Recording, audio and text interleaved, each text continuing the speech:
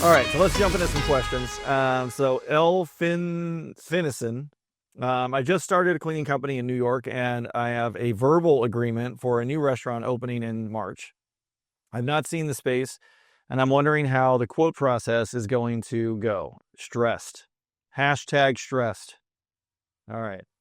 A new restaurant. So a new restaurant. Well, here's the first thing. You don't need to stress yet because you have no idea what this restaurant's going to look like, what the scope of work is, and that's where I would start. Is like, what do they want? What's the scope? And do they want you to do a first-time cleaning? That would be the next thing I'd want to know.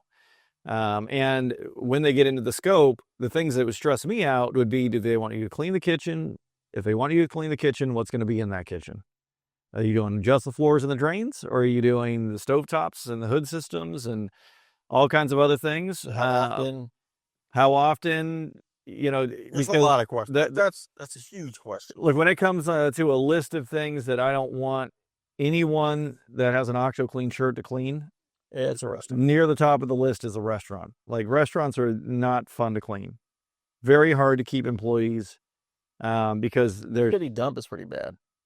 I would imagine the city dump would be pretty bad. Yeah, I had to clean that. Oh, you did? Yeah. Restaurants suck, though. Restaurants are, for me, they're the top. I mean, what was that, Hometown Buffet? I don't think you were in that. No, I was there. Yeah, the grease was like that. Was that thick on the floor? 4 days a week, so we split it in half. Oh, God, it was so bad. You did it half the guys so bad. With the micro. And there is no good restaurant to clean. I'm sorry. There isn't. Because even if you're in a place and you're just doing in front of the house. Maybe a coffee shop, maybe. But if you're doing front of the house, right? The people are walking off kitchen floor. We found in the house. Oh my God. Remember the nightclub we used to clean? Oh, dude. We're not talking. That's another story for another time.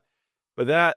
Any place that turns the lights off, you don't ever want to... You don't want to turn them back on. And it includes movie theater. You can let your imagination wander on what we found in nightclubs.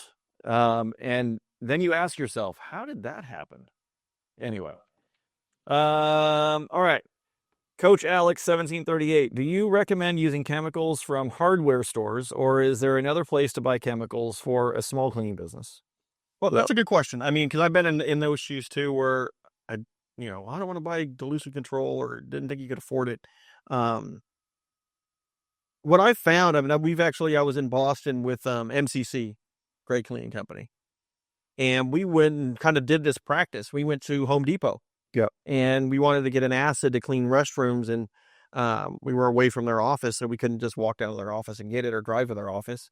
And what I find there is everything was hydrochloric acid. So hydrochloric acid has a tendency to burn chrome and things like that. Stainless steel stuff that's supposedly the upper grade, commercial chemical was all hydrochloric acid, because hydrochloric acid is cheaper than phosphoric acid. Right. So for you guys, when it comes to acids and why acids are so important in cleaning, because if you think about it, toilets, urinals, sinks, including kitchen sinks, drinking fountains, all that stuff is, in my opinion, what gauges if someone's very good at cleaning bathrooms and public spaces, or if they suck. Cleaning hard water. Yeah. That hard water, that soap scum, because soap scum's the same thing. That wall is all nasty. So you need an acid that's not going to hurt anything. So what I would say for a hardware store, you need to know what you're looking for. You might be able to find a phosphoric acid in a hardware store that works really well. Sure. What I would say, if you're that person, get on Amazon. Yeah. You can buy commercial cleaning products on Amazon. Yeah. So many of our consulting clients, when we're talking to them on the phone, or Zoom, whatever, and we talk to them about different chemicals, like they'll just get on Amazon and search it and like, what do you think about this? And you sit and look at the chemical compound and you're like, yeah, that's the right percentages. And I think a good gauge for us, and something that for Coach Alex, if you don't have an SDS, you don't bring it in the building. Right. So that means I go to the grocery store and I get toilet duck. Right. Yeah. I don't know, there's still toilet duck. It was a great name. It is. I don't think I've ever used that before. It's a great name, though. It is a good name. Which is a bowl cleaner, right? They're not giving you a SDS when you walk through the checkout line, like, here you go, your SDS with your toilet duck. Safety data sheet, just so you know. So what that's telling you is that that's watered down. That means that I could give it to Matt, and if his kid drank it, it's not going to kill him. It might make him really sick. But it's going to make him really sick. Yeah. So that means your percentage of acid in an acid bowl cleaner is probably in there 5%. Right. If you look at some of the chemicals we have behind us, our acid bowl cleaners are 21 to 25%. Yeah. So if you cut that bottle, 25% of that bottle is just the acid, the rest is surfactants and everything like that help aid in cleaning.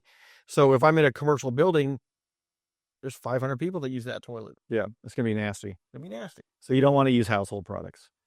And just go on to Amazon is the short answer. And yes, oh God, please, no bleach.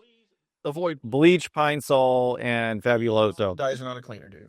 Yeah, bleach, Pine Sol, and Fabuloso. Do not mix bleach and Pine Sol.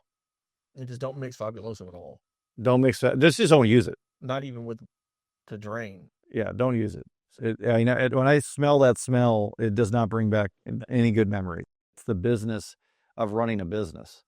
It's not how do I clean more effectively.